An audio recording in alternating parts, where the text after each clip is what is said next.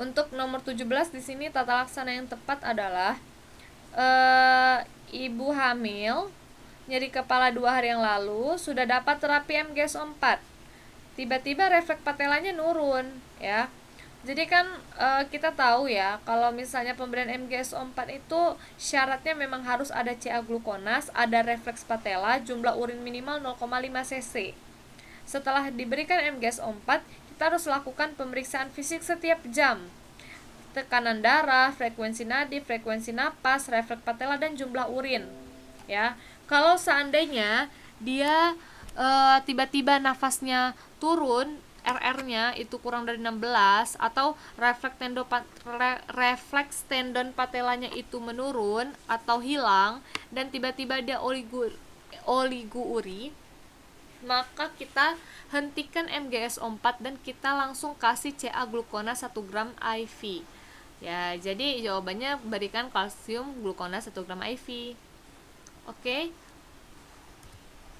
Nomor 18, diagnosa yang tepat adalah seorang wanita nyeri perut bawah. Kalau sudah nyeri perut bawah, langsung pikirkan nih jangan-jangan PID. Tapi lihat dulu ada demam nggak. Nah, kebetulan dia demamnya naik turun. Kemudian ada keluar tubuh lagi. Terus penyakit menular seks nggak ada. Ada nyeri saat senggama atau dispareunia. Nah, ini udah ngarah ke PID-nya jelas ya. Nah, terus pada pemeriksaannya genitalia, uterus dan adnexa bilateral nyeri saat digerakkan.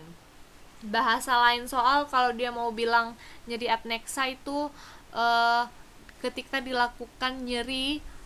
dilakukan penekanan pada daerah inguinal, pasien merasakan nyeri, atau bahasa lainnya dibilang nyeri goyang porsio. Saat digoyangkan porsionya dia nyeri pada daerah adnexa. Nah, itu juga bahasa-bahasa soal, sering-sering bahas soal ya, karena kalian udah tahu teori tapi nggak tahu bahasa soal itu bisa kacau. Ini diagnosa yang tepat sapingitis ya, karena dia sudah ke adnexa, jadi sudah di daerah tuba fallopi kenanya. Dia PID tapi sapingitis lebih khususnya. Penyebabnya sering karena infeksi Chlamydia trachomatis ya. Bisa pada PSK atau suaminya mungkin yang memang main jajan sana sini jadi istrinya ketular gitu. Nah, ini gejalanya kayak yang di skenario ya, demam, nyeri goyang porsio, nyeri tekan adnexa, nyeri perut bawah, dispareunia gitu. Oke.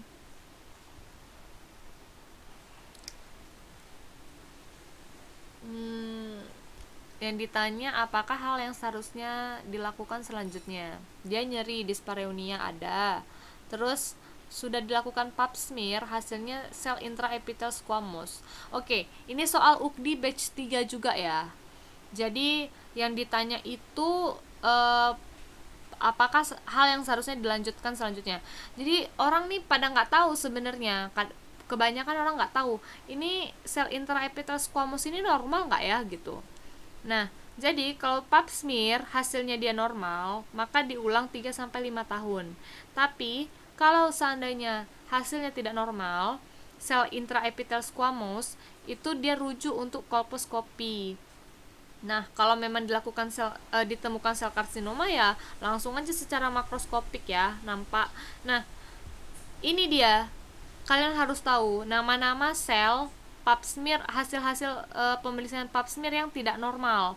Kalau ditemukan ascus, sel squamous atipikal atau lesi intraepitel squamous atau sel glandular atipikal, sel squamous dan adenokarsinoma, itu berarti harus rujuk untuk kolposkopi ya.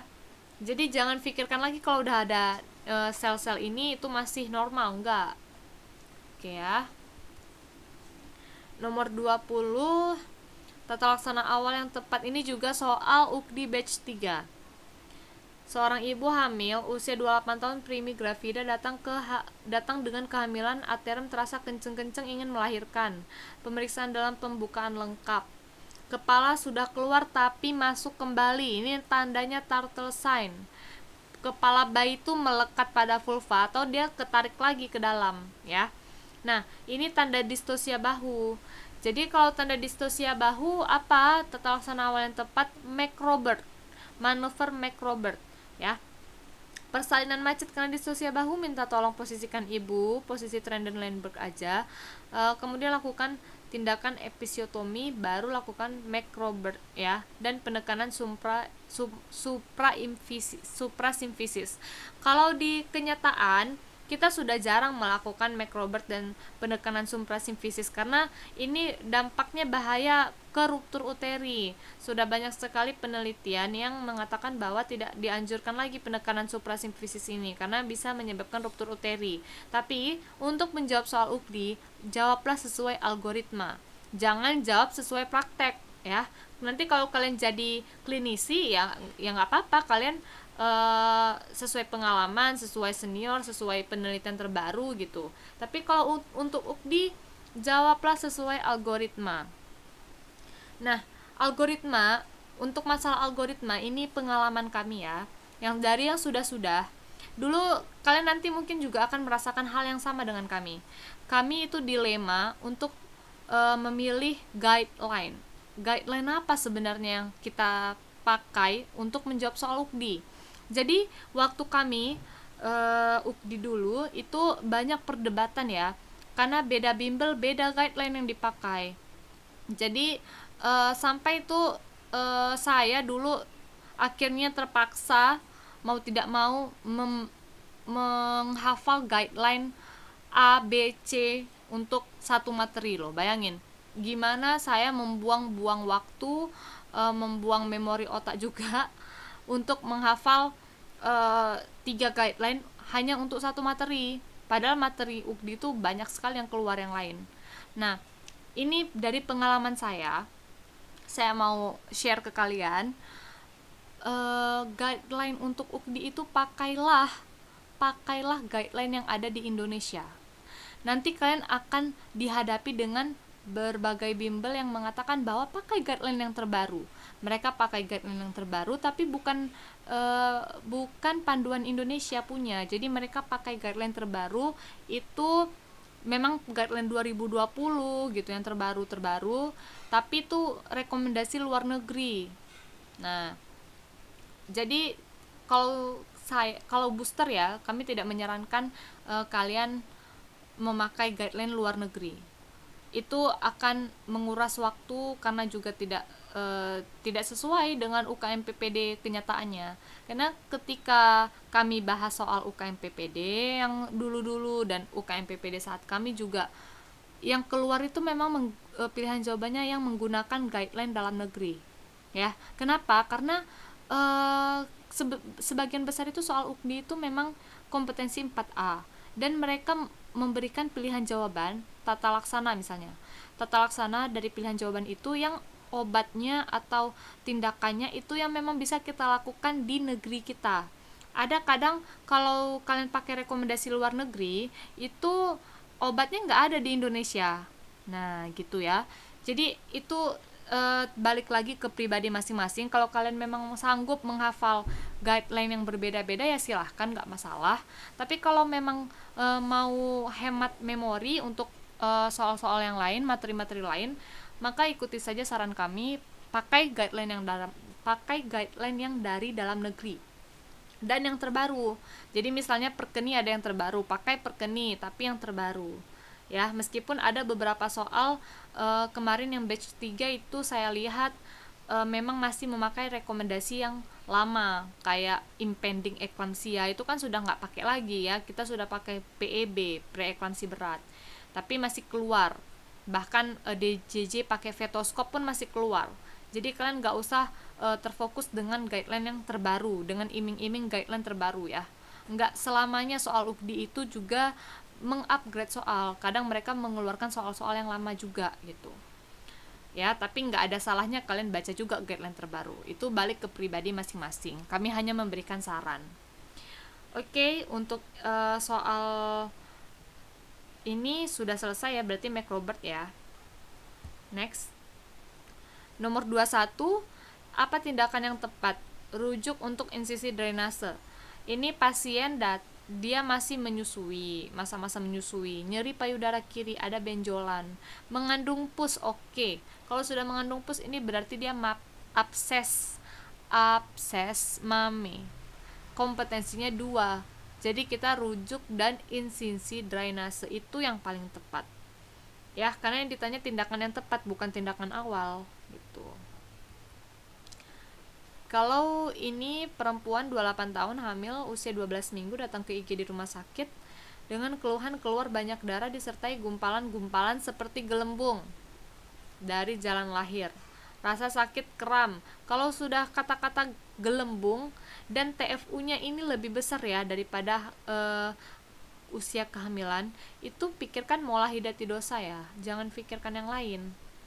Nah, mola hidatidosa itu penyakit trofoblastik gestasional ya. Kelainannya pada filik korionik. Nah, jadi diagnosanya itu perdarahan pervaginam, terus ukuran uterus itu lebih besar dari usia kehamilan, nyeri perut, keluar jaringan seperti anggur, tidak ada janin. Ya. Terus kadang-kadang diketemukan juga takikardi, berdebar-debar, ada tanda-tanda tirotoksikosis. Nah, jadi dibantu dengan USG ya. Kalau nomor 23 ini tata laksana yang tepat ya, yang tepat. Pasien hamil 38-39 minggu, keluhan kenceng-kenceng, keluar air-air sejak 8 jam yang lalu.